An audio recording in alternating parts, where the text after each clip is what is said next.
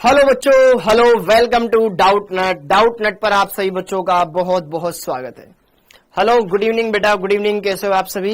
Hello जी, hello, आ जाओ जी, आ जाओ। आप सभी का बहुत बहुत स्वागत है। Hello Gulfam, Nagendra, Payal, Ritesh, Pushpanjali, Lakshita, Neha, Khushi, Akanksha, Raghavendra, Ritesh, Dharmendra, good evening, good evening. कैसे हो आप सभी? आ जाइए आप सभी। बहुत बढ़िया है, एकदम स्वस्थ होंगे। ठीक है,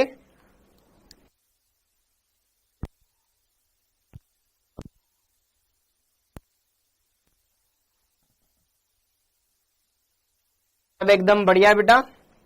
मैं एकदम अच्छा हूँ, एकदम स्वस्थ हूँ, एकदम मस्त हूँ।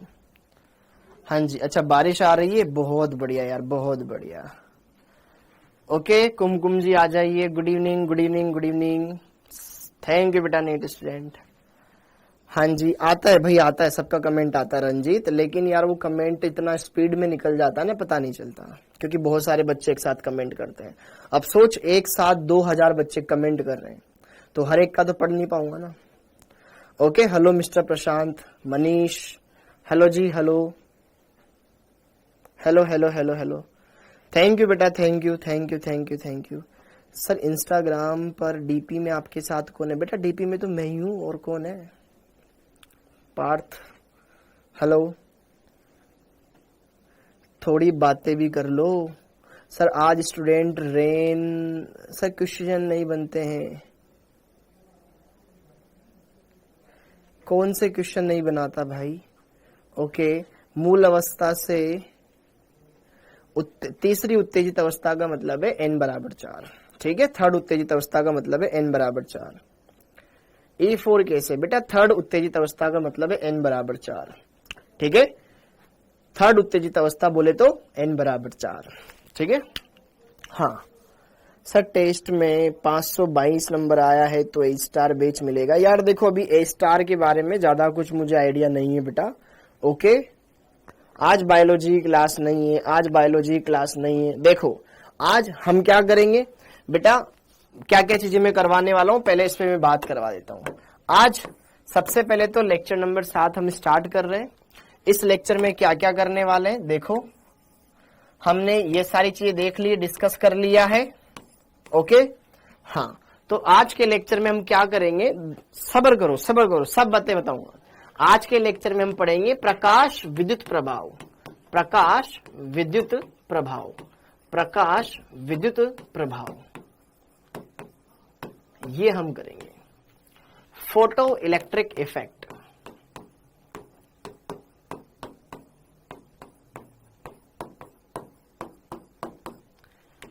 Photo electric effect.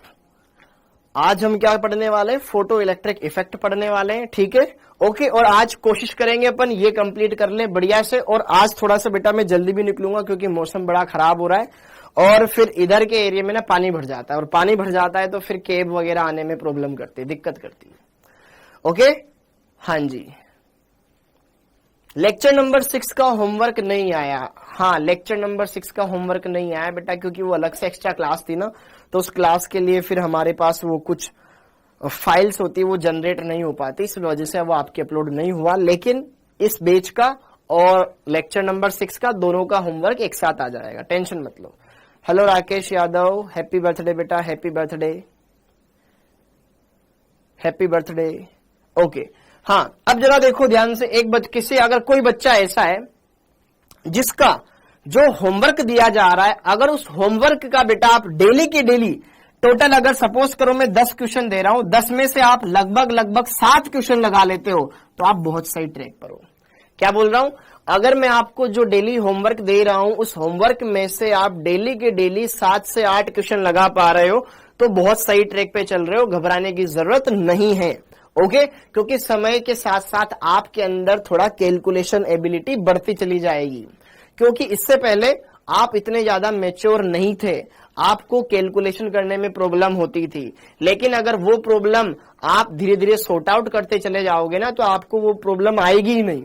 ठीक, तो डेली के डेली अगर आप जितने हम होमवर्क दे रहे हैं और उस होमवर्क का 7-8 क्वेश्चन लगा लेते हो, बिना कोई प्रॉब्लम के, या थोड़ी बहुत प्रॉब्लम आती है तो उसको आप समझ कर सोल्व कर लेते हो तो बहुत बढ़िया है, सही तरीके से अच्छे से हो पाएगा। ठीक है, 7 क्वेश्चन बन जाते हैं ना, बहुत बढ़िया। और जिनसे अगर 10 बन जाते हैं तो बहुत ही सही बात है उनके लिए तो, लेकिन इतने तो बनने चाहिए। ये तब बनेंगे जब आप रेगुलर क्लासेस देख रहे हो। अगर जिन बच्चों ने ऑलरेडी पढ़ा हुआ है, जैसे कि बहुत सारे ड्रॉपर हैं, तो कोई दिक्कत नहीं है। ठीक है, तो वो जितनी ज्यादा प्रैक्टिस करेंगे उतना ज्यादा उनका फायदा होएगा। हाँ जी, वेरी गुड, बहुत बढ़िया विकास, बहुत बढ़िया। सर अगर 4 सही हो तो फिर थोड़ा लफड़ा है। गुड इवनिंग सर, जब चैप्टर बनाते हैं तो क्वेश्चन बन जाते हैं, फिर बाद में नहीं बनते। यार दीप्ति, ये तो नॉर्मल चीज है। अगर मैं आज, जैसे कि अगर मैं आज कोई भी चैप्टर ले लो, अगर आज मैं तुम में से ही, तुम्हारे बायोलॉजी में से कोई चैप्टर पढ़ रहा हूं, जैसे कि पुष्पे पादमों में जनन पढ़ रहा हूं, ठीक है, वो आज मैं कर लूंगा, लेकिन फिर उसके बाद मैं मेल्डन वेल्डन पढ़ने लग गया तो फिर मैं पुष्पे पादप वाला भूल जाऊंगा। कॉमन सी सेंस है तो, ठीक है, तो भूलते ही भूलते हैं। मेरा बर्थडे कब है? बेटा मेरा बर्थडे आता है 14 जुलाई को। ठीक है, इसलिए बता रहा हूं क्योंकि तुम तो यहां हो नहीं तो पार्टी मांगोगी नहीं। हाँ ओके, वेरी गुड, बहुत बढ़िया। हाँ, तो आप कम से कम इतना तो रेगुलर बेसिस पर करते रहें। आपको कम से कम रेगुलर बेसिस पर इतना करना चाहिए। विलियन वाले चैप्टर के क्वेश्चन कराओ ना यूट्यूब पर बेटा। यश यश यश यश, यूट्यूब पर विलियन वाले चैप्टर के मैं ऑलरेडी क्वेश्चन करवा चुका हूं, क्लास में करवा चुका हूं। अब क्या बच्चे की जान लेगा? ओके, हाँ जी। होमवर्क का एक ही क्वेश्चन नहीं बन रहा है तो बेटा उसके लिए वीडियो सोल्यूशन देख, वहां से तू हिंट ले कि यार ये क्या कर रहा है, फिर उसको अप्लाई कर। हाँ जी, वेरी गुड, 18 को है, बहुत बढ़िया बहुत बढ़िया बहुत बढ़िया। हाँ, अब आगे बढ़े। थैंक यू बेटा, थैंक यू। हाँ जी, अब थोड़ा सा बात कर ली जाए पढ़ाई को लेकर के। अब थोड़ी सी बात कर ली जाए बेटा पढ़ाई को लेकर के, वरना बातें तो चलती रहेगी, कारवां बढ़ता रहेगा। तो यार हमने अगर बात करें तो कहां कहां तक कितनी कितनी बातें कर ली थी, उन बातों पर एक बार चर्चा कर लेते हैं। हमने पिछले लेक्चर में यह समझ लिया था कि यार त्रिज्या क्या है, त्रिज्या का सूत्र क्या है। त्रिज्या का सूत्र होता था बेटा 0.529 into n square by Z. जरा देखो ध्यान से, आर बराबर होता है 0.529 एन स्क्वायर बाई जेड। तो यहां से आपको दो बातें समझनी है कि यार जैसे जैसे कोश बढ़ते जाएंगे, अगर z फिक्स हो, जैसे जैसे कोश का मान बढ़ेगा त्रिज्या बढ़ती जाती है। ओके, दूसरी बात, जैसे जैसे z का मान बढ़ता जाता है, कोश समान हो तो त्रिज्या घटने लग जाती है। कोश समान हो, z बढ़ रहा हो तो त्रिज्या घटती है। ठीक है, ओके। फिर दूसरा सूत्र आपने पढ़ा, v बराबर 2.188 इंटू 10 की घात 6 मीटर प्रति सेकंड जेड बटे एन मीटर पर सेकंड। हाँ जी, जैसे जैसे परमाणु क्रमांक बढ़ता जाता है, जैसे जैसे परमाणु क्रमांक बढ़ता जाता है, कोश समान हो तो वेग बढ़ता जाएगा, परंतु जैसे जैसे कोश बढ़ते जाएं, नाभिक से दूरियां बढ़ती जाए तो वेग घटने लग जाता है। ओके, ये कॉन्सेप्ट अपन ने समझा। थर्ड वाला सूत्र बोलता है ई बराबर होता है -13.6 n square, sorry Z square upon n square, Z square upon n square. Minus का मतलब है बेटा कमी। ठीक है, ये कोश की ऊर्जाओं को बताती है। हाँ, अब जरा देखो ध्यान से, ये नाभिक है, नाभिक के पास पहला कोश, दूसरा कोश, तीसरा कोश, चौथा कोश, पांचवा कोश, छठा कोश और dot dot dot dot dot dot. अगर अनंत पर हो तो अनंत पर तो ऊर्जा 0 हो जाती है, अनंत पे 0, उससे पहले ऋणात्मक रहती है। ठीक है, कि अगर इलेक्ट्रॉन नाभिक के नजदीक रहेगा तो इतनी ऊर्जा उसको त्याग करके आनी पड़ेगी, तब वो नाभिक के नजदीक रहेगा। ठीक है, अगर इलेक्ट्रॉन यहां पर है तो उसको फिर उस हिसाब से उस कोश के बराबर ऊर्जा रखनी पड़ेगी, फिर यहां पर है तो उस हिसाब से रखनी पड़ेगी। ओके, और जब इलेक्ट्रॉन, देखो ध्यान से, यहां पर होती है -13.6, फिर जब यहां पे जाता है तो n बराबर 2 होता है, तो उसका आपन करते थे भाई -3.45 समथिंग, ऐसे कुछ आती थी दूसरे कोश की। तो यहां की ऊर्जा इतनी है और यहां की ऊर्जा इतनी है। अब मुझे बताओ दोनों में से बड़ी संख्या कौन है? -13.6 बड़ा है कि या -3.5 बड़ा है? तो आप बोलोगे माइनस का 3.5 बड़ा है। तो जब इलेक्ट्रॉन यहां से यहां जाएगा तो जितना ऊर्जा अंतराल है उतनी ऊर्जा ग्रहण करेगा, क्योंकि वो मान बड़ा है, तो डिफरेंस के बराबर ऊर्जा ग्रहण करेगा, फिर वहां जाएगा। और अगर वहां से यहां आ रहा है तो ऊर्जा त्याग देगा, क्योंकि वो ज्यादा है, इधर आनी तो कम करनी पड़ेगी। तो ये कुछ बेसिक इंफॉर्मेशन हमने सीखी थी, बढ़िया से क्लियर करी थी। और एक सूत्र हमने ये देखा था कि यार दो अलग अलग कक्षकों के बीच में, कक्षाओं के बीच में ऊर्जा अंतराल ज्ञात करना हो तो सूत्र क्या था बेटा, डेल्टा ई बराबर -13.6, परमाणु क्रमांक समान है, एन का मान अलग अलग है, Z1 मतलब ये N1 square 1/N1 square minus 1/N2 square. परमाणु फिक्स है, एक इलेक्ट्रॉन इससे अगले वाले में जंप कर रहा है, उससे अगले वाले में जंप कर रहा है, कहीं पे भी जंप करे, ठीक है। तो अलग अलग कोशों में संक्रमण के दौरान जितनी ऊर्जा चाहिए वो ऊर्जा अंतराल हम बता सकते हैं इस सूत्र की मदद से। तो अभी तक हमने इतनी बातें कर ली थी, ये चर्चा हमारी कंप्लीट हो गई थी।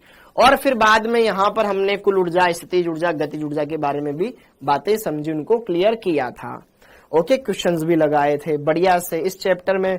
अब अच्छे टॉपिक अब आएंगे बेटा, जिन पर ढंग के अच्छे से क्वेश्चन बनते हैं। अभी तक तो सारा का सारा मतलब रद्दी टॉपिक है, ये मैं बोलूं तो। ओके, जब आप डी ब्रोगली की समीकरण पढ़ लोगे उसमें भी थोड़ी बहुत चीजें आसान है, सिंपल है, ज्यादा कोई भारी चीज नहीं है। ओके, मतलब कहा जाए तो ये चैप्टर कंपैरेटिवली आसान है। अब आती है अगली चीज जो आपको हेडिंग डाल लेनी चाहिए, प्रकाश विद्युत प्रभाव। प्रकाश विद्युत प्रभाव, आज हम यही टॉपिक पढ़ेंगे, प्रकाश विद्युत प्रभाव,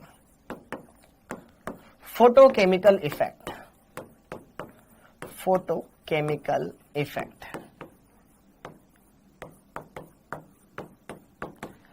फोटोकेमिकल इफेक्ट ये दिया था बेटा आइंस्टीन साहब ने, ठीक है। इसका ये जो फोटोकेमिकल इफेक्ट क्या था इसके बारे में सबसे पहले बताया किसने, आइंस्टीन साहब ने बताया था। ओके, अब ये फोटोकेमिकल इफेक्ट है क्या, पहले इस चीज को समझते हैं, ठीक है। जैसे कि मान लो मेरे पास कोई धातु है, धातु की पतली पन्नी है या परत है, जैसे कि ये धातु है, तो जैसे ही धातु के ऊपर क्या होने लगती है बेटा, जैसे ही धातु के ऊपर सनलाइट आती है तो सनलाइट में क्या होते हैं, फोटोन, ऊर्जा के फोटोन। ये क्या करेंगे, इस धातु में उपस्थित इलेक्ट्रॉन को ऊर्जा देंगे और वो इलेक्ट्रॉन ऊर्जा पा करके उत्सर्जित हो जाएगा, बाहर निकल जाएगा। तो यह बोलता है कि जब हम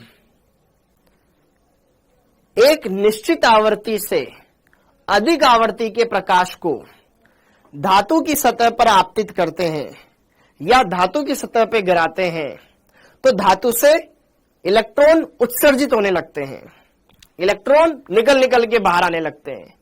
यही फिनोमिना या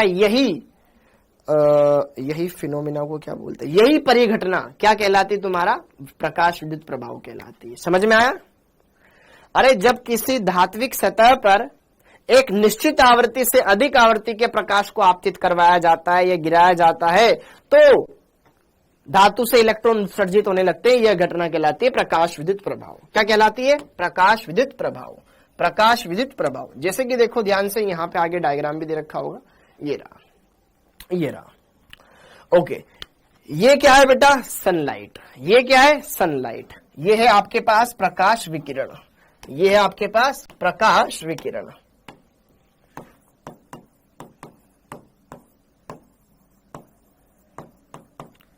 प्रकाश विकिरण, जैसे ही प्रकाश विकिरण इस धातु के ऊपर, ये धातु है, ये धातु धात्विक सतह पर आपतित करती है तो यार कुछ धातु ऐसी होती है जो बहुत सक्रिय होती है, जैसे कि पोटेशियम हो गया, रुबिडियम हो गया, सीजियम हो गया, तुरंत इलेक्ट्रॉन उत्सर्जित करती है क्योंकि इनको बहुत कम ऊर्जा की आवश्यकता होती है। तो जैसे ही धात्विक सतह पर यह प्रकाश किरणें आपतित होती है तो धात्विक सतह में क्या होता है बेटा, जो धातुएं बहुत ज्यादा सक्रिय होती है उनके इलेक्ट्रॉन बहुत ढीले बंधे होते हैं तो तुरंत उत्सर्जित हो सकते हैं। तो यहां से इलेक्ट्रॉन निकल करके बाहर निकलने लगते हैं और गति करने लगते हैं। और उसको इसने इस एक्सपेरिमेंट से भी बताया, इसके बारे में सबसे पहले मतलब अलग अलग, जैसे कि हर्ट्ज वैज्ञानिक था, उसने भी इसके बारे में बताया था।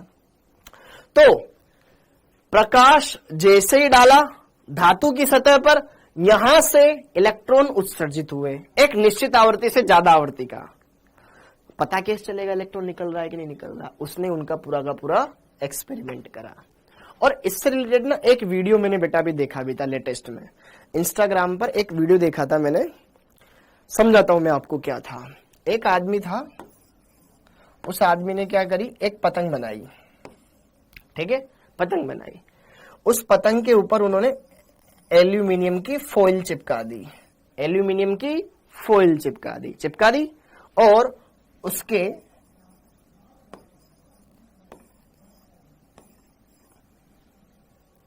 तन बांध दिए, ठीक है, मतलब उसको धागे से बांध दिया।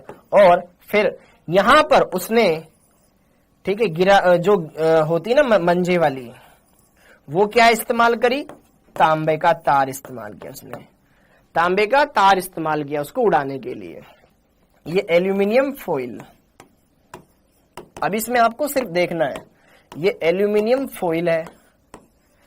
अब जैसे इस एल्यूमिनियम फॉइल को ये उड़ाते हैं, ठीक है, अच्छा इसका संबंध इसने किससे कर रखा है, एक संसूचक जिसमें वो रीडिंग माप सके उससे कर रखा है। ओके, जैसे ही पतंग को हमने हवा में उड़ाया तो हवा से क्या, मतलब सन से क्या आ रही है हमारे पास, रेज आ रही है, प्रकाश किरणें आ रही है, अल्ट्रावायलेट रेज आ रही है, ठीक है। तो जैसे ही उस धात्विक सतह पर चमकती है तो यार धातु में तो मतलब कहीं ना कहीं इलेक्ट्रॉन निकल रहा है, तो कुछ न कुछ तो यार केमिकल लोचा हो रहा है। हमारी जो वायुमंडल है, वायुमंडल में कई प्रकार की गैसें हैं, तो जब सनलाइट उनसे आ रही होगी तो वो गैसें कहीं ना कहीं आयनित हो रही होगी, हाँ या ना। तो यार वैसा ही सिस्टम यहाँ पे इन्होंने बनाया कि सनलाइट से जो रेज आ रही है वो इस धात्विक सतह पर जो पन्नी थी एल्यूमिनियम फॉइल उससे टकरा रही है और उससे इलेक्ट्रॉन उत्सर्जित कर रही है। कैसे पता चला, ये रीडिंग आ गई। यहाँ पे जो धारामापी वगैरह लगा रखा था ना उसमें रीडिंग आ गई, भाई वोल्टेज, भाई 0.1 मिली वोल्ट का ऐसे कुछ वोल्टेज आ गया उसमें, जो इस बात को बता रहा है कि हाँ यार कुछ ना कुछ तो हो रहा है यहाँ पे, इसको कुछ ना कुछ तो वोल्टेज मिल रहा है, कोई तब भी उसमें विक्षेप आया। तो वही प्रकाश आया, धातु की सतह पर टकराया, इलेक्ट्रॉन उत्सर्जित हुआ और वो यहां टकरा गया तो परिपथ पूर्ण हो गया। अगर परिपथ पूर्ण हो गया तो धारा बहने लग जाएगी। कैसे पता चलेगा, विक्षेप से। तो यह इसका एक एक्सपेरिमेंटल एविडेंस है। अब जरा देखो ध्यान से, यहां पर यह होता क्या है, तो जरा देखो, लिख लो, जब अधिक सक्रिय धातुओं जैसे पोटेशियम, रुबिडियम, सीजियम आदि पर एक निश्चित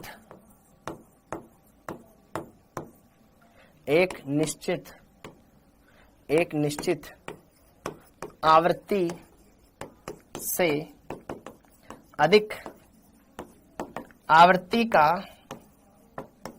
प्रकाश आपतित किया जाता है,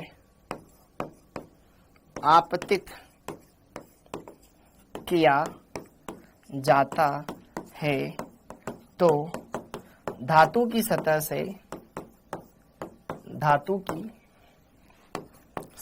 से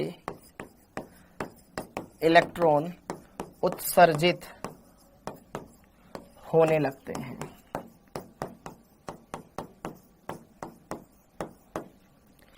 यह प्रक्रिया, यह प्रकाश विद्युत प्रभाव कहलाते हैं। प्रकाश विद्युत प्रभाव कहलाता है।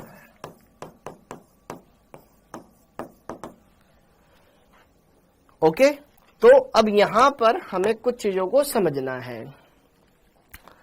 तो प्रकाश विद्युत प्रभाव के बारे में आई होप आप ये चीज समझ चुके होंगे, अच्छे से यहां पर इन चीजों को जान लिया होगा।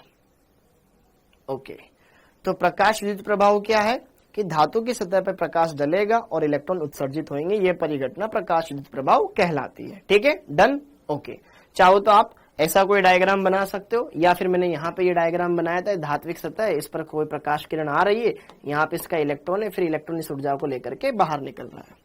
तो ये सनलाइट hν प्रकाश विकिरण है, ये प्रकाश विकिरण है और इस प्रकाश विकिरण की कुछ न कुछ ऊर्जा है, यह ऊर्जा इस इलेक्ट्रॉन को मिलेगी और यह उत्सर्जित होकर के बाहर निकलेगा। ठीक है, ये धात्विक सतह है।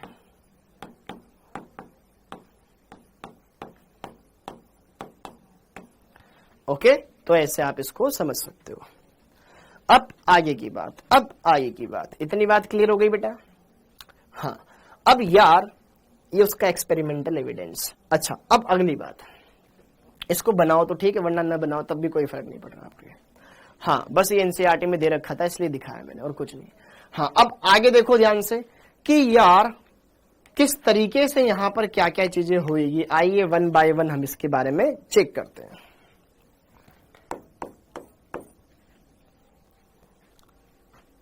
जब भी किसी, अच्छा यहां पर आपको सबसे पहले एक चीज समझनी, देहली आवर्ती, देहली आवर्ती, threshold energy, threshold frequency, threshold frequency, threshold frequency Delhi आवृत्ति, इसको न्यू नोट से प्रदर्शित करते हैं। थ्रेशोल्ड फ्रीक्वेंसी वह न्यूनतम आवृत्ति जिससे कम आवृत्ति का प्रकाश आपतित करने पर धातु से इलेक्ट्रॉन उत्सर्जित नहीं होते। मतलब इससे कम आवृत्ति पर इलेक्ट्रॉन नहीं निकलेगा धातु की सतह से, तो उस न्यूनतम आवृत्ति को कहा जाता है देहली आवृत्ति, थ्रेशोल्ड एनर्जी। थ्रेशोल्ड पॉइंट आ गया, अब होगा काम। तो आपको भी बेटा एक बार उस थ्रेशोल्ड लेवल पर आना है कि बस एक बार यहां हो जाए, फिर चीजें आसान हो जाएगी।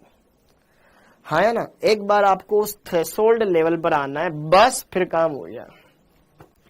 ठीक है, जैसे कि यार ऐसे ग्राफ देखते हो ना आप, तो यहां से लेकर के यहां तक, बस मुझे यहां से यहां जाना है, फिर उसके बाद तो अपने आप ढलान है, काम आराम से हो जाएगा।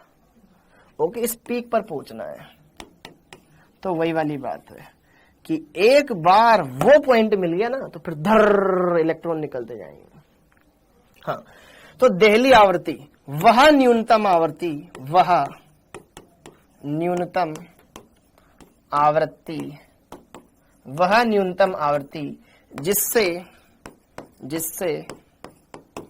कम आवृत्ति के प्रकाश को धातु सतह पर या धातु की सतह पर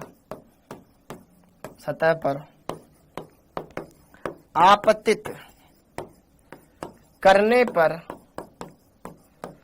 पर इलेक्ट्रॉन उत्सर्जित न हो, इलेक्ट्रॉन उत्सर्जित न हो, देहली आवृत्ति कहलाती है, देहली आवृत्ति कहलाती। देहली आवृत्ति को न्यू नोट से दर्शाते बेटा, कहलाती है।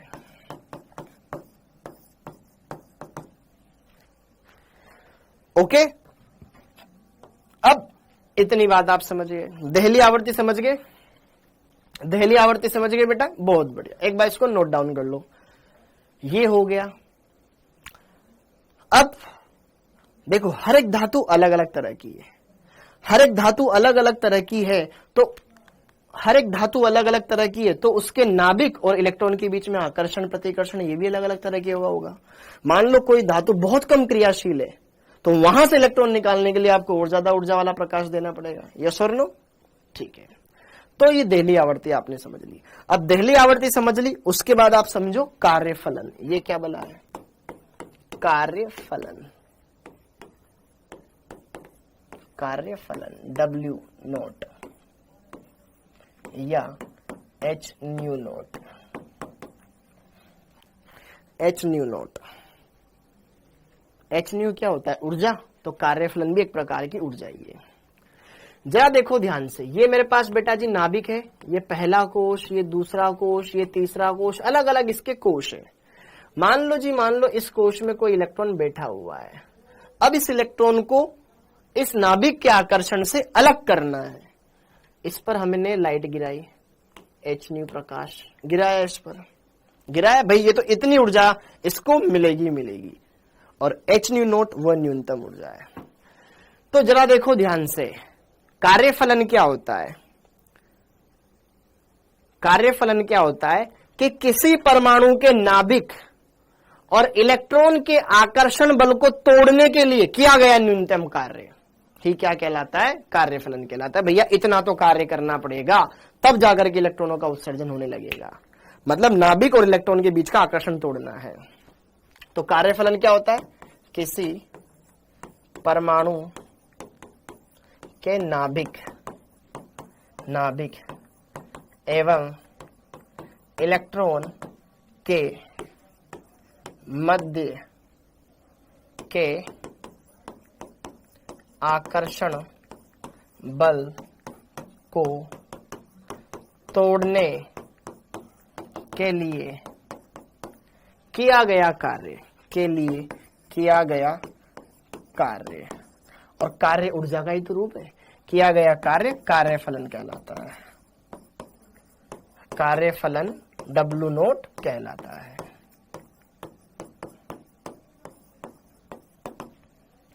ठीक है, जहां W नोट बराबर क्या होता है बेटा? H new note. New note Delhi आवर्ती, इतनी आवर्ती मिल गई तो कार्य हो जाएगा, इलेक्ट्रॉन निकल जाएगा। न्यू नोट क्या है बेटा? ये सूत्र हो गया, देहली आवर्ती।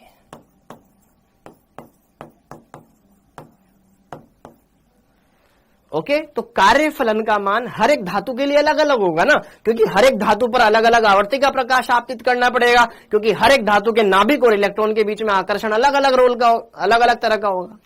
ठीक है, तो ये बात ध्यान रखना। कार्यफलन का मान हर एक कार्यफलन का मान धातु की प्रवृत्ति के ऊपर डिपेंड करता है। धातु की प्रवृत्ति पर निर्भर करता है।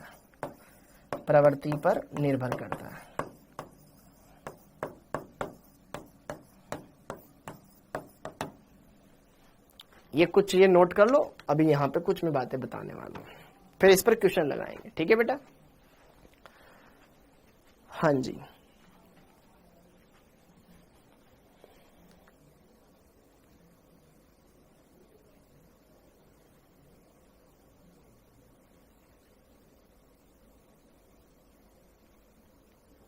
ओके।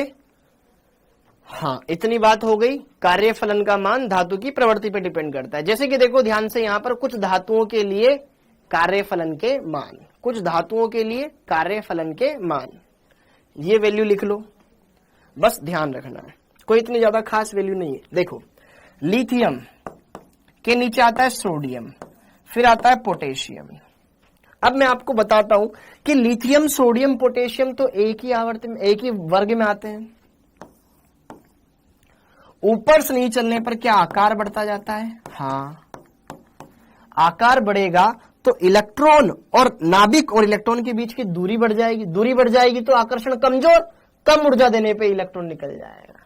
तो आकार बढ़ रहा है तो क्या होगा? आकर्षण, नाभिक और इलेक्ट्रॉन के बीच में आकर्षण कम हो जाएगा। आकार बढ़ रहा है तो कार्यफलन W नोट का मान घटने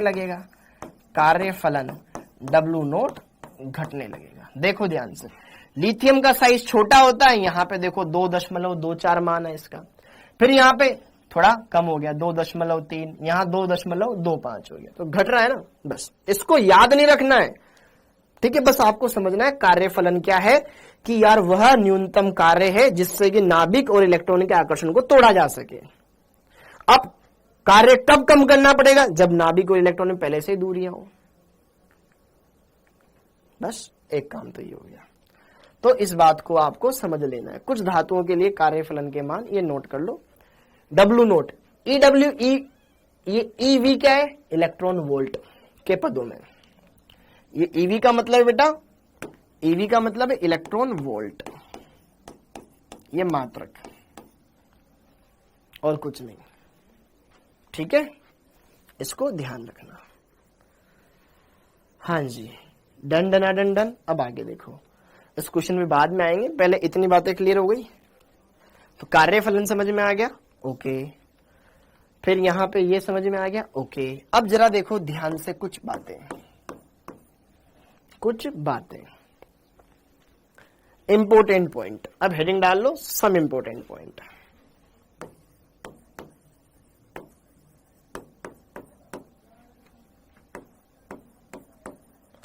सम इंपॉर्टेंट पॉइंट्स। हाँ जी, क्या क्या पॉइंट है बेटा जो हमें यहां पे ध्यान रखने? पहली बात,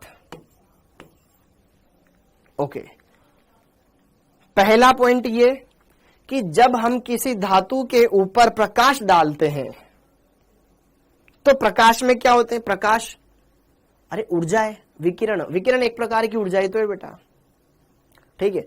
उस विकिरण की कुछ न कुछ ऊर्जा है, और ऊर्जा किसके रूप में होती है? छोटे छोटे बंडलों या पैकेट्स के रूप में, जिनको हम क्या बोलते हैं? फोटोन। क्या बोलते हैं? फोटोन।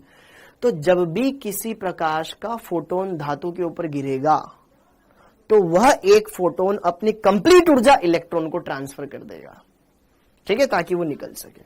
तो ध्यान रखो, जब प्रकाश का फोटोन धातु पर आपतित होता है तो वह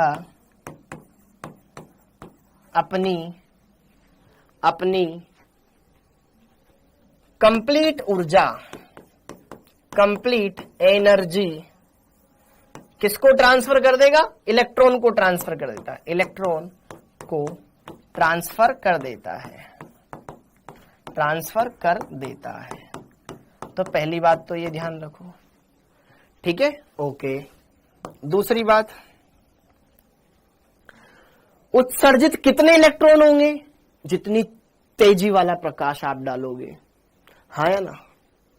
जैसे कि आपने देखा होगा गैस वेल्डिंग करते टाइम पर, गैस वेल्डिंग वाला होता है ना, चू एकदम बढ़िया से लोहे को पिघले देता है। अगर वो नॉर्मल वोल्टेज वाला प्रकाश डाले तो शायद वो नहीं हो पाएगा। स्पार्किंग इतनी तेज वाले वोल्टेज की करवानी पड़ेगी कि लोहा भी पिघला दे। मतलब जितना अधिक तीव्रता वाला प्रकाश डालोगे उतने ज्यादा अच्छे तरीके से इलेक्ट्रॉन उत्सर्जित होंगे। यस और नो? चिंगारियां निकलेगी, चिंगारियां। तो यहां पे जरा देखो ध्यान से, उत्सर्जित इलेक्ट्रॉनों की संख्या आपतित प्रकाश की तीव्रता पर डिपेंड करता है। आपतित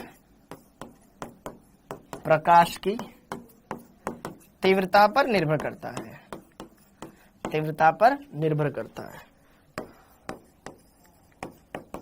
निर्भर करता है। और ये इस तरह से, मतलब यहां पर प्रकाश की तीव्रता, सॉरी, इलेक्ट्रॉनों की संख्या, उत्सर्जित इलेक्ट्रॉनों की संख्या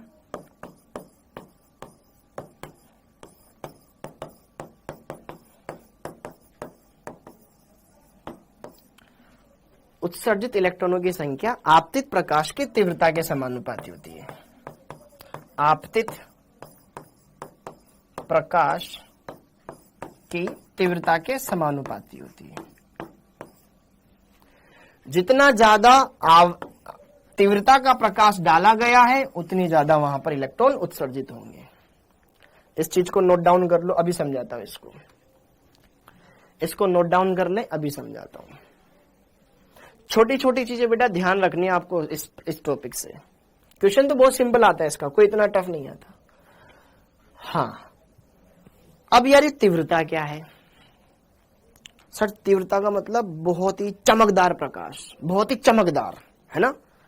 एक कम तीव्रता वाला, एक ज्यादा तीव्रता वाला। ज्यादा तीव्रता का मतलब बहुत तेज प्रकाश, और कम तीव्रता मतलब डिम प्रकाश, डिम लाइट, एकदम बढ़िया लाइट। ओके, तो जरा देखो ध्यान से, तीव्रता का मतलब है एकांक क्षेत्रफल पर 1 सेकंड में गिरने वाली तरंगों की संख्या। एकांक क्षेत्रफल पर 1 सेकंड में जितनी तरंगें गिर रही है उनकी संख्या ही कहलाती तीव्रता। तो जरा देखो ध्यान से, तीव्रता को समझ लेते हैं। अरे भैया तुम बाद में आना, ठीक है, पहले हमें तीव्रता बता दें दो।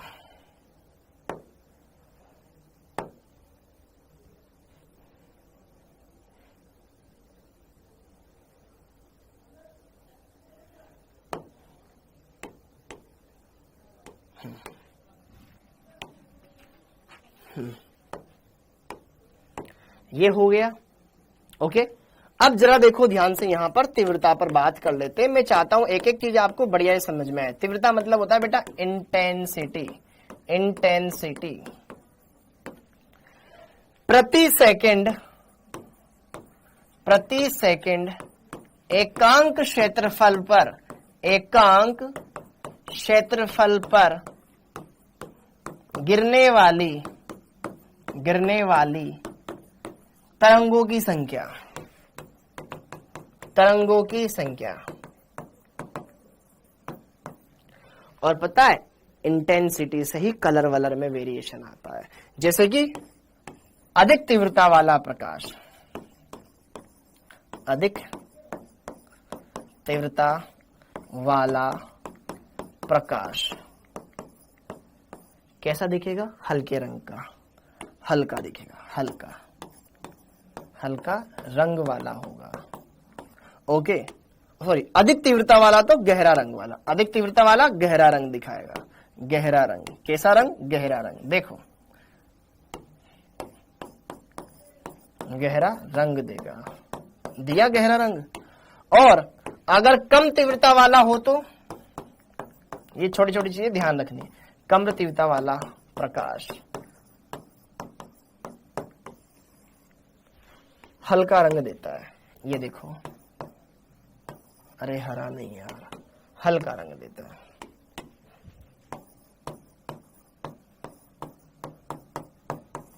हल्का रंग देता है, वो भी हरा है, ये भी हरा है। ये एकदम डार्क है, मतलब इस कलर की इंटेंसिटी ज्यादा है, उसकी इंटेंसिटी कम है।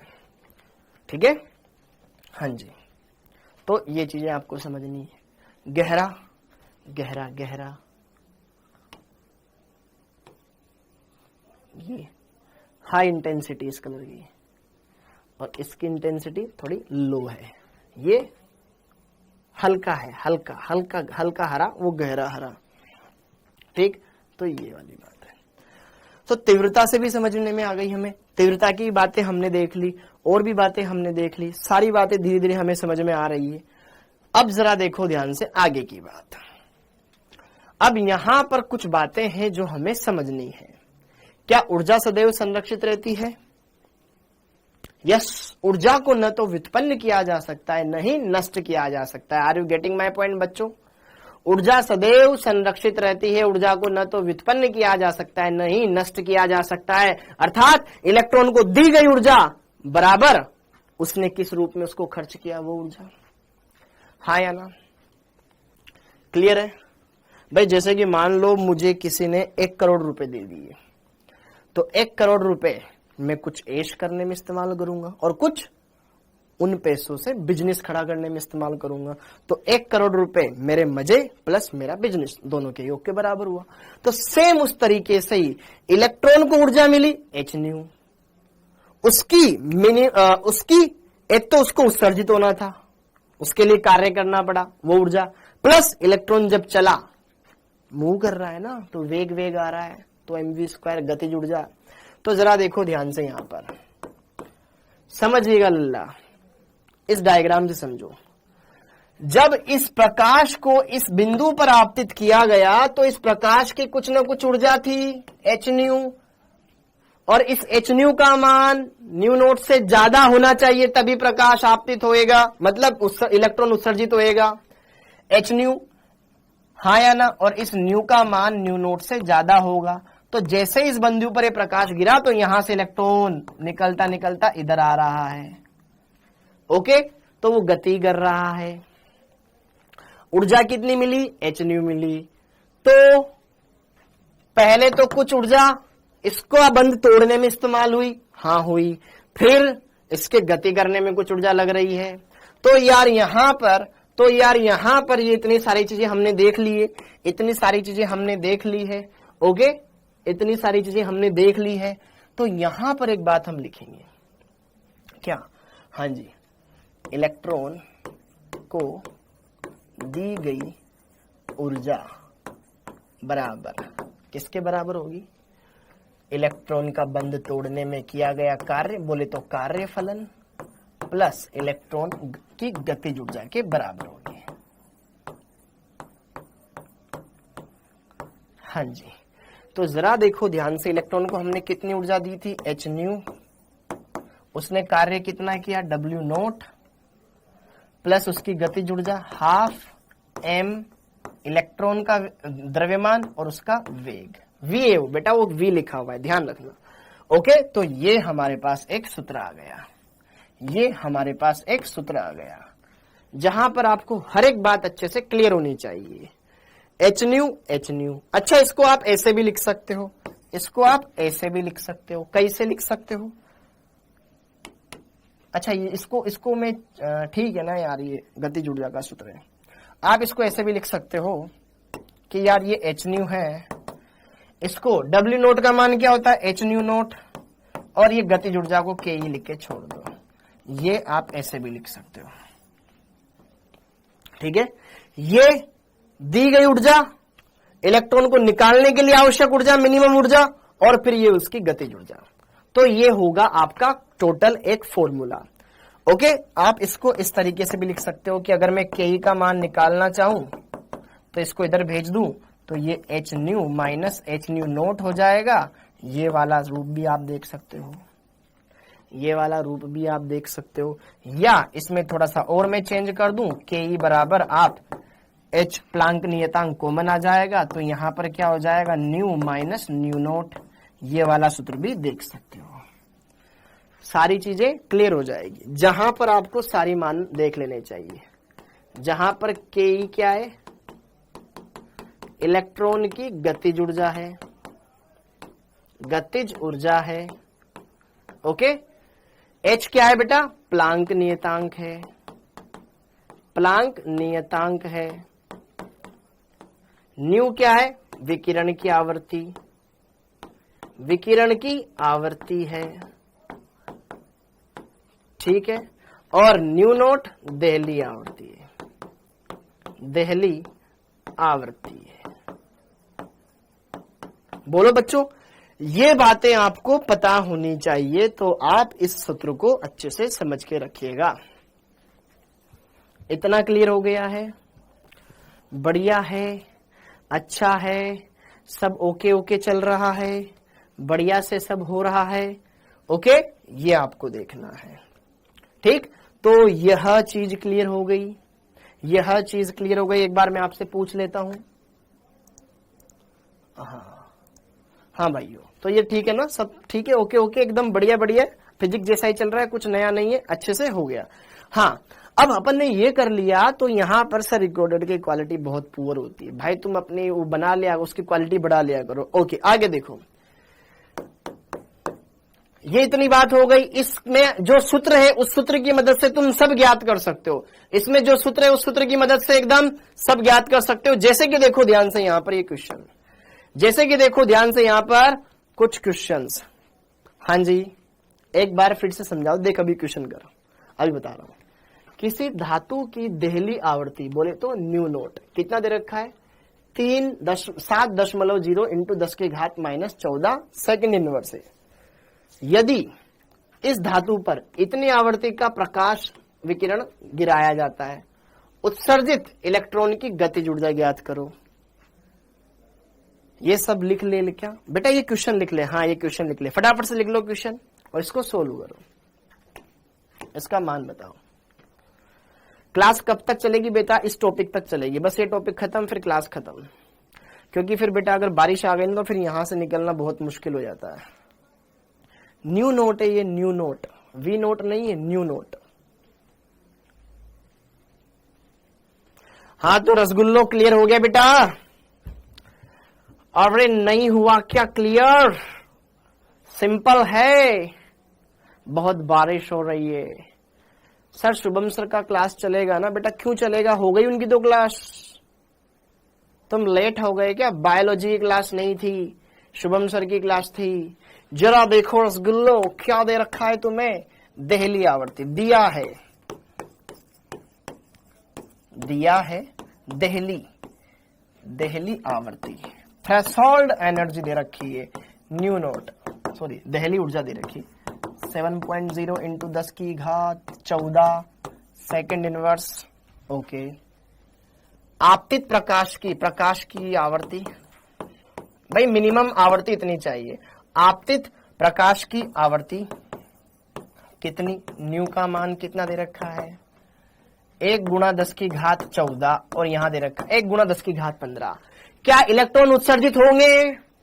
बोलो रसगुल्लो, क्या इलेक्ट्रॉन उत्सर्जित हो सकते हैं? पहली बात तो ये बताओ। हाँ, क्यों? क्योंकि न्यू का मान बड़ा है न्यू नोट से। यहां 10 की घात 15, यहां 10 की घात 14 है। ठीक है, होगा। अब जरा देखो ध्यान से, क्या करना है? उत्सर्जित इलेक्ट्रॉन की ऊर्जा ज्ञात करो। चूंकि हम ये जानते हैं, हम जानते हैं, नहीं जानते हो तो जान लो। क्या जानते हो? के बराबर क्या होता है? H new minus new note होता है। H new minus new note होता है। जानते हो के क्या है? गतिज ऊर्जा। किसकी? इलेक्ट्रॉन की।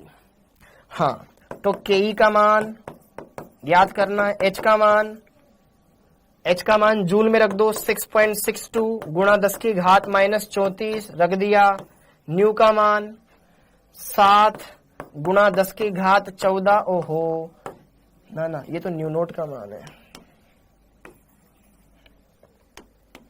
ये है न्यू का मान 1 गुणा 10 की घात 15। इसका मान 7 गुणा 10 की घात 14। हाँ जी, बस इसको सोल्व करना है। कर ले गया सोल्व? अभी देखो, आगे देखो, लिख दिया इतना, आगे देखो। एक बार वापस से लिख देता हूं, 6.62 गुणा 10 की घात माइनस 34 होता है, माइनस 34। ठीक है, ये 1 गुणा 10 की घात 15 माइनस 7 गुणा 10 की घात 14। ओके, तो के ई बराबर मान आ जाएगा 6.62 गुणा 10 की घात माइनस 34। अच्छा, ये 10 की घात 15, 1 के पीछे 15 जीरो, 1 के पीछे 14 जीरो। तो अपन क्या कर लेते हैं? 10 की घात 14 को कॉमन ले लेते हैं पीछे। तो यहाँ पे कितना बच जाएगा बेटा? 10 की घात 15 कॉमन लेंगे तो इधर भाग लगा दो, सरल कर देता हूं। 10 की घात 14 माइनस 7, ये 10 की घात 14 बाहर लिख दिया। ये समझ में आया? ये समझ में आया क्या? ये समझ में आया मैंने जो लिखा? अरे ये समझ में आया मैंने जो लिखा? बोलो ना। ओके, हाँ जी। यार 10 की घात 14 कॉमन लेना था, इसमें तो दिख गया, लेकिन इसमें नहीं तो भाग लगा दो। देखो, नो सर, ये बोला था ना मैंने। देखो, इसमें 10 की घात 15 है, इसमें 10 की घात 14 है, तो अगर मैं 14 कॉमन ले लूंगा तो इसमें भी तो 14 जीरो है ना, 1 बच जाएगा। देखो ये रहा, 10 की घात 14, 10 की घात 15, 1 बच गया। 10 की घात 1 बच गया, याद रखना, 10 की घात 1 बच गया। ये 14 और ये 15, 10 की घात 1 बच गया। तो जरा देखो, 6.62 गुणा 10 की घात, ये माइनस का 34 और ये माइनस का 14, माइनस 34 बढ़ा है, माइनस का 20 बच गया, गुणा ये 10 की घात 1 माइनस 7। 10 माइनस 1 कितना होता है? 3 ही तो होता है।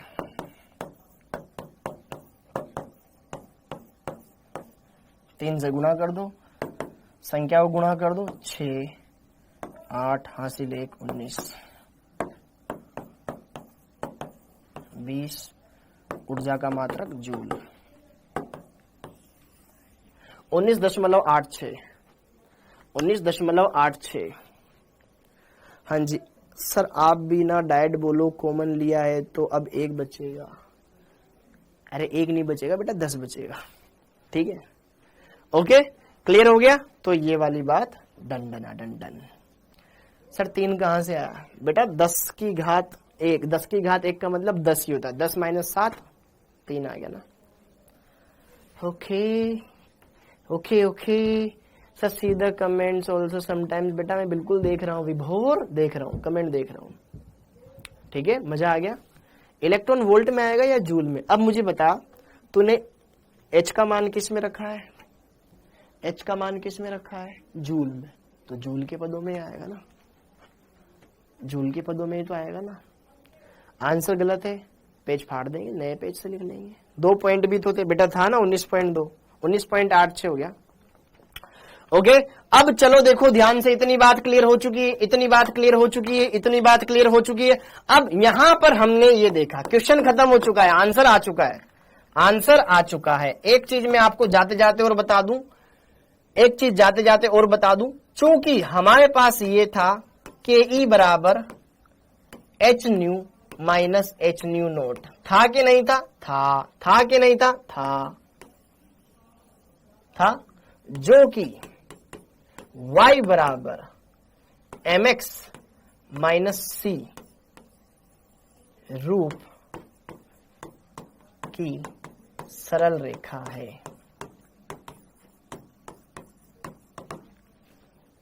हाँ या ना? पावर में कहां दिक्कत आ गई यार?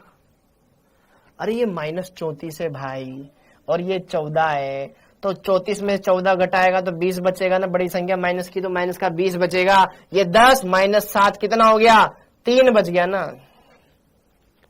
ठीक है, ओके। अब ये देखो, y अक्ष पर मैंने मान लिया गतिज ऊर्जा को। ये क्या है आपको समझना है, ये क्या है आपको समझना है। हाँ, तो अगर मैं गतिज ऊर्जा वर्सेस आवृत्ति का ग्राफ बनाता हूं बेटा, तो गतिज ऊर्जा को मैंने ले लिया y अक्ष पर और आवृत्ति को ले लिया मैंने x अक्ष पर। ये आवृत्ति, हाँ या ना? हाँ जी। तो ये समीकरण कैसे निकलेगी? के ऊपर वाले ये है और ये गतिज ऊर्जा, ये गतिज ऊर्जा है, ये है। तो जरा देखो ध्यान से। हाँ जी, अब इसको आपको समझना है। कोई बात नहीं मनताशा, कोई बात नहीं, बार बार इतने कमेंट मत करो। हाँ जी हाँ जी हाँ जी। गतिज ऊर्जा इधर बढ़ रही है, ऊपर धनात्मक नीचे ऋणात्मक। जब ढाल ऋणात्मक हो, लेकिन सॉरी, जब ढाल धनात्मक हो और अंतखंड ऋणात्मक हो तो क्या रखा ऐसे निकलती है? क्या ऐसे निकलेगी? इस तरीके से। तो यहां से लेकर यहां तक का जो ये y अक्ष पर काटा गया अंतखंड है, ये ही है आपके पास h न्यू नोट। y अक्ष पर काटा गया अंतखंड नीचे की तरफ ये ऐसे। ओके ओके, क्लियर है? डन डना डन डन डन डना डन डन। ओके, और ये वो मिनिमम मान है न्यू नोट। ठीक है, तब जाकर के इलेक्ट्रॉन उत्सर्जित होने लगेंगे। ये तो आता, बस एक ग्राफ बना लेना बस यार, और कुछ नहीं था, मेरे को ग्राफ बताना था। बहुत सारों को ना आए, दिक्कत आ जाए। सर यूवी किरणों की ओजोन का रंग रोक लेता है, फिर यूवी किरणें कैसे आ जाती है? बेटा सारी नहीं रोक पाता, कुछ रोक लेता है। उनकी बहुत सी जगह छेद हो रखा है ना, तो उसमें से आ जाती है, और भी तो किरणें आती है, लेकिन वो उतनी ज्यादा हार्मफुल नहीं होती है। ओके, वो उतनी ज्यादा हार्मफुल नहीं होती है। ओके, तो यार इस लेक्चर को यहीं तक रखते हैं। इसी के साथ इस लेक्चर को यहीं पर हम एंड करते हैं, क्योंकि ये अंधेरा हो जाएगा तो फिर इधर बाहर ही पड़ जाता है मामला। हाँ ओके, तो ये वाली वैल्यूज ध्यान रखना। अगले लेक्चर में हम पढ़ेंगे स्पेक्ट्रम। ये देखो, ये क्वेश्चंस बहुत आसान होते हैं, इस चैप्टर के सारे क्वेश्चन बहुत आसान है, सब आसान है सब। तो आप इस टॉपिक को भी अच्छे से क्लियर कर लिए हो, अच्छे सारी चीजों को समझ लिए हो, हर एक बात को अच्छे से लगा लिए हो।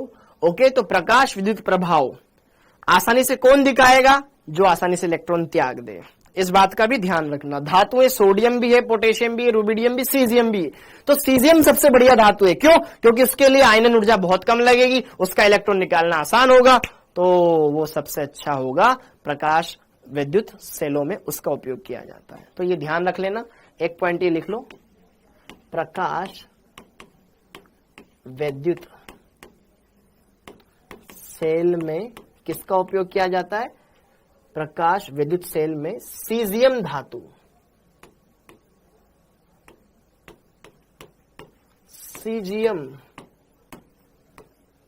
धातु का प्रयोग किया जाता है, क्योंकि ज्यादा क्रियाशील है। ठीक है, ओके। तो थैंक यू बेटा, थैंक यू। आप सभी का बहुत बहुत धन्यवाद। जय हिंद।